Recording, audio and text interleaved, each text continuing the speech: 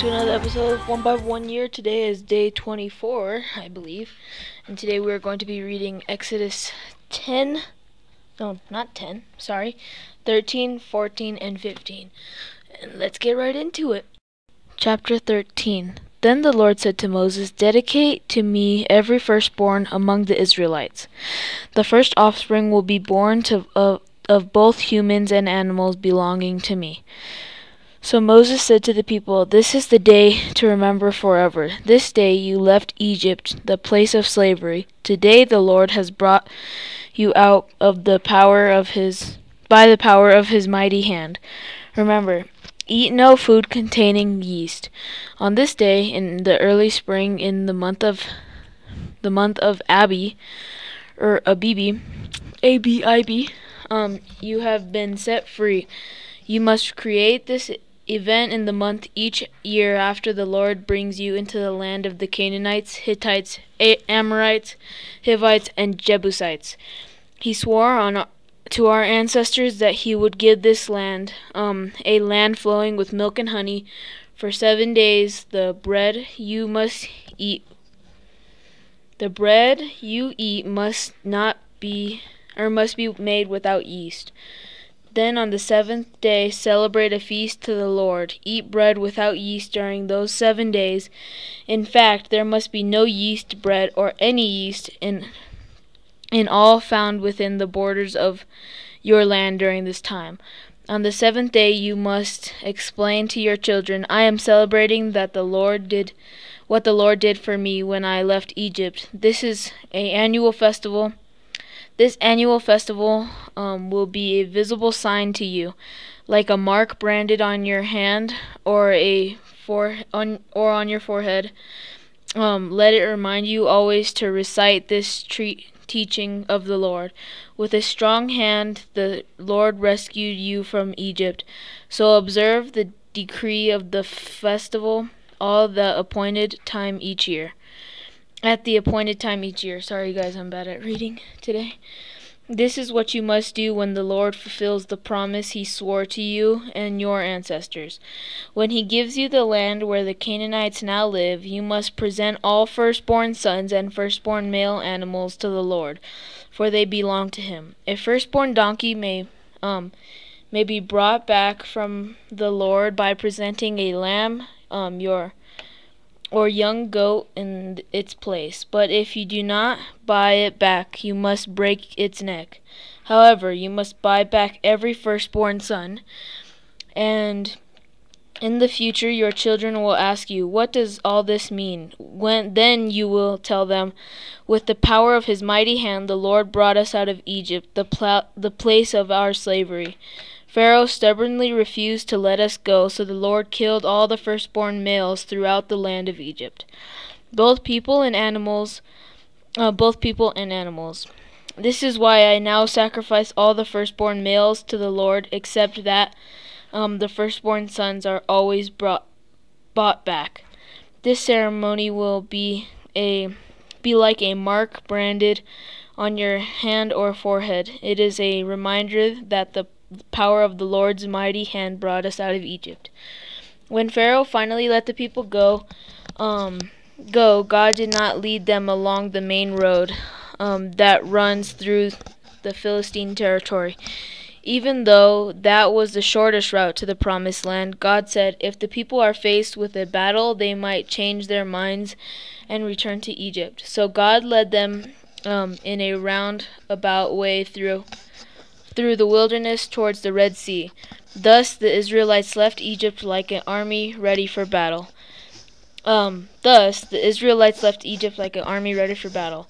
Moses took the bones of Joseph with him, for Joseph had made the sons of Israel swear to him. He said, "God will certainly come to help you. When he does, you must take my bones with you from this place." The Israelites left Succoth and camped at Etham on the edge of the wilderness. The Lord went ahead of them. He guided them during the day with a pillar of cloud, and he provided light at night with a pillar of fire. This allowed them to travel by day or night, and the Lord did not remove the pillar of cloud or the pillar of fire from its place in front of the people. Chapter 14. Then the Lord gave these instructions to Moses. Order the Israelites to turn back and camp by Pi-hahiroth, or Haroirath, between Migdol and the sea. Camp there along the shore across from Baalzephon.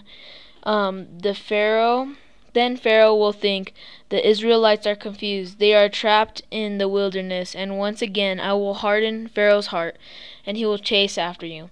I have planned this in order to display my glory through Pharaoh and his whole army. After this, the Egyptians will know that I am the Lord. So the Israelites camped there as they were told. When the word reached to the king of Egypt that the Israelites had fled, Pharaoh and his officials changed their minds. What have we done, letting all those Israelite slaves get away? They asked. So Pharaoh harnessed his chariot and called up his troops. He took with him 600 of Egypt's best chariots, along with the rest of the chariots of Egypt, each with its commander. The Lord hardened the heart of Pharaoh, the king of Egypt, so he chased after the people of Israel, who had left with fists raised in defiance. The Egyptians chased after them with all their forces in Pharaoh's army, all his horses and chariots, his charioteers and his troops. The Egyptians caught up with the people of Israel as they were camped beside the shore near Pittiphiroth, across from Baal-zephon. As Pharaoh approached, the people of Israel looked up. And panicked when they saw the Egyptians overtaking them. They cried out to the Lord, and they said to Moses, "Why did you bring us out here to die in the wilderness? Weren't there enough graves for us in Egypt? What have you done to us? Why did you make us leave Egypt? What did we tell you? Didn't we tell you this would happen while we were still in Egypt? We said, 'Leave us alone, let us be slaves to the Egyptians. It's better to be a slave in Egypt than a corpse in the wilderness.' But Moses told the people, 'Do not be afraid, just stand still and watch the Lord rescue you today. The Egyptians you see today you will never see again. The Lord himself will fight for you. Just stay calm.' Then the Lord said to Moses, Why are you crying out to me? Tell the people to get moving. Pick up your staff and raise your hand over the sea. Divide the water so the Israelites can walk through the middle of the sea on dry ground. And I will harden the hearts of the Egyptians, and they will charge in after the Israelites. My great glory will be displayed through Pharaoh and his troops, his chariots and his charioteers. When my glory is displayed through them, all Egypt will see my glory and know that I am the Lord." Then the angel of God, who had been leading the people of Israel, moved to the rear of the camp. The pillar of cloud also moved from the front and stood behind them. The cloud settled between the Egyptians and the Israelite camps. As darkness fell, the cloud turned to fire, lighting up the night. But the Egyptians and Israelites did not approach each other at night. Then Moses raised his hand over the sea, and the Lord opened up the path through the water with a strong east wind. The wind blew all the night, turning the seabed into dry land, so the people of Israel walked through the middle of the sea on dry ground, with walls of water on each side. Then the Egyptians, all of Pharaoh's horses, chariots, and charioteers, chased after them into the middle of the sea. But just before dawn, the Lord looked down on the Egyptians' army from the pillar of fire and cloud, and he threw their forces into total confusion. He twisted their chariot wheels, making their chariots difficult to drive. "Let's get out of here," away from these Israelites," the Egyptians shouted. "The Lord is fighting for them against Egypt." When all the Israelites had reached the other side, the Lord said to Moses, "Raise your hand over the sea again. Then the waters will rush back and cover the Egyptians and their chariots and charioteers." So as the sun began to rise, Moses raised his hand over the sea, and the water rushed back into its usual place. The Egyptians tried to escape, but the Lord swept them into the sea. Then the waters returned and covered all the chariots and charioteers, the entire army of Pharaoh. Of all the Egyptians who had chased the Israelites into the sea, not a single one survived. But the people of Israel had walked through the middle of the sea on dry ground, as the water stood up like a wall on both sides. This is how the Lord rescued Israel from the hand of the Egyptians that day. And the Israelites saw the bodies of the Egyptians wash up on the seashore. When the people of Israel saw the mighty power of the Lord had unleashed against the Egyptians, they were filled with awe before him. They put their faith in the Lord and his servant Moses. Chapter 15. Then Moses and the people of Israel sang this song to the Lord. "I will sing to the Lord, for he has triumphed gloriously. He has hurled both horse and rider into the sea.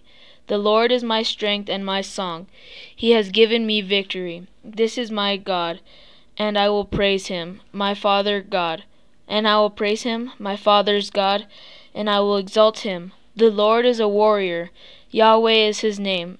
Pharaoh's chariots and army he has hurled into the sea. The finest of Pharaoh's officers are drowned in the Red Sea. The deep waters gushed over them. They sank to the bottom like a stone. Your right hand, O Lord, are glorious in power. Your right hand, O Lord, smashes the enemy. In the greatness of your majesty, you overthrow those who rise against you. You unleash your blazing fury. It consumes them like straw. At the blast of your breath, the waters piled up. The surging waters stood straight like a wall. In the heart of the sea, the deep waters became hard. This enemy boasted, "I will chase them and catch up with them. With a plunder, I will plunder them and consume them. I will flash my sword, my powerful hand will destroy them." But you blew your breath, and the sea covered them. They sank like lead in the mighty waters.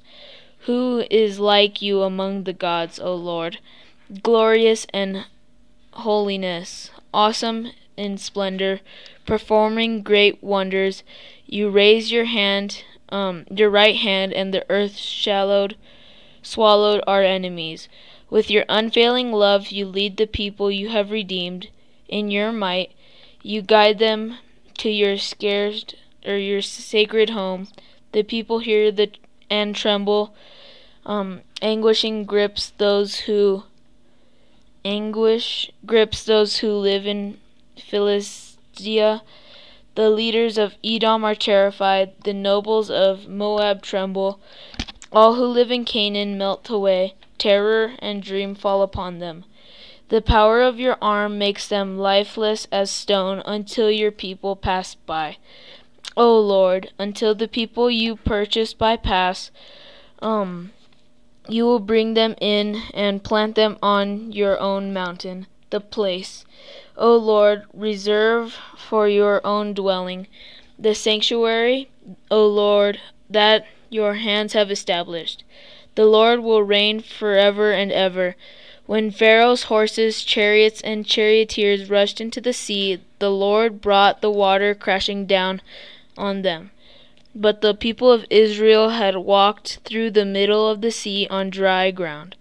Then Miriam, the prophet, Aaron's sister, took a tambourine and led all the women as they played their tambourines and danced. And Miriam sang this song, "Sing to the Lord, for he has triumphed gloriously. He has hurled both horse and rider into the sea." Then Moses led the people of Israel away from the Red Sea, and they moved out into the desert of Shur. They traveled into the desert for 3 days without finding any water. When they came to the oasis of Marah, the water was too bitter to drink, so they called the place Marah, which means bitter. Then the people complained and turned against Moses. "What are we going to drink?" they demanded. So Moses cried out to the Lord for help, and the Lord showed him a piece of wood. Moses threw it into the water, and this made the water good to drink. It was there at Marah with the Lord set before them the following decree as a standard to test their faithfulness to him. He said, "If you will listen carefully to the voice of the Lord your God and do what is right in his sight, obeying his commands and keeping all his decrees, then I will not make you suffer any of the diseases I sent to the Egyptians,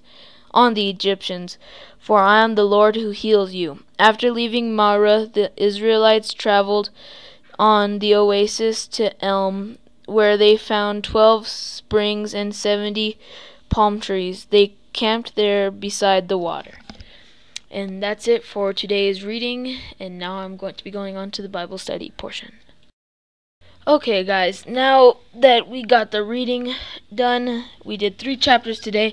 A little bit long, it was 16 minutes or so, but I'm just going to kind of talk about I kind of wanted to talk about this last chapter, chapter 15. In the beginning, it's like a kind of a big song. You can hear me kind of pausing a little bit because I kind of wanted it to get that song feeling, you know, how there's like they'd say a verse and then they'd stop and let some music play and then say another verse, you know, so it's kind of like how it says, "I will sing to the Lord," and then you pause, "for he has triumphed gloriously. He has hurled both horse and rider into the sea." So I kind of made it a little bit song. I don't know if you guys could tell it was kind of a song for the whole time. It was basically a song until it says on verse 19, "When Pharaoh's horses, chariots, and charioteers rushed into the sea, the Lord brought the water crashing down on them. But the people of Israel had walked through the middle of the sea on dry ground." And then from there to the end of the chapter, you know, that was pretty much it. A thought came to my mind. So there's like about 1,000 chapters. Here, let me get my math real quick. To see how many chapters I did. 1,189 chapters. And so how many verses are there? Just thinking about it, because this one alone has 27, and I know at least each chapter has 10 verses. Around there, even more. So I don't even know. But anyways, so I want to talk about so 15, it talked about how they sang a big song about the Lord taking them out of Egypt. And then 13 was more of them actually like how they had to dedicate every firstborn among the Israelites, the first offspring to be born of both human and male, and animals, belongs to me, so that it belongs to God. And so then they have to buy their, so it says, so I guess they have to buy their sons basically, or their firstborns back, because what God did, I kind of lost my train of thought. Okay, so they have to buy their firstborns back, and it's all because of what God did for them. You know what I mean? Because it says, so they have to buy their kids back, or their firstborns back, because he took the firstborn of every family in Egypt, so he can still do the same thing to them, I guess. So then he has to buy, or they have to buy it back. And it says, "Today the Lord brought you the power of his mighty hand, and on this day in the early spring, in the month of Abib," or Abib. I kind of want to search what month that is, like if it's May or June or July or something like that, unless they don't know it. Anyways, and then it says you must celebrate this event in this month each year after the Lord brings you into the land of the Canaanites, Hittites, Amorites. So after everybody gets into the land of milk and honey that God has promised for them, they can't eat 7 days. They can't eat bread made with yeast. They can't even basically have a trace of yeast in their entire household.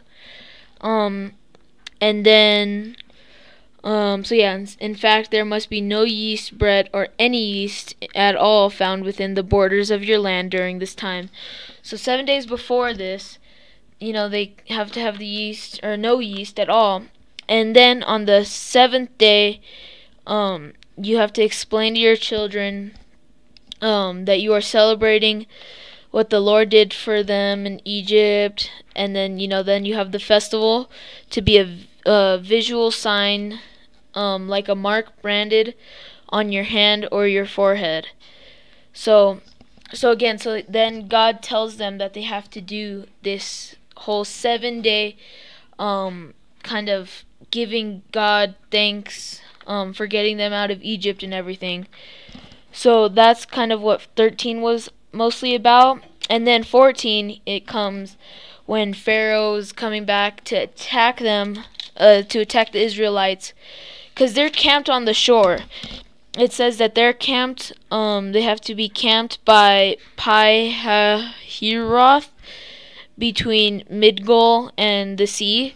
So they're camping on the shores of the sea, and then they're trapped in the wilderness. So then everybody's telling Moses and saying, "Why have you done this? Now we're all trapped and we're going to get killed." And Pharaoh, basically, his heart gets hardened again because God makes his heart hardened.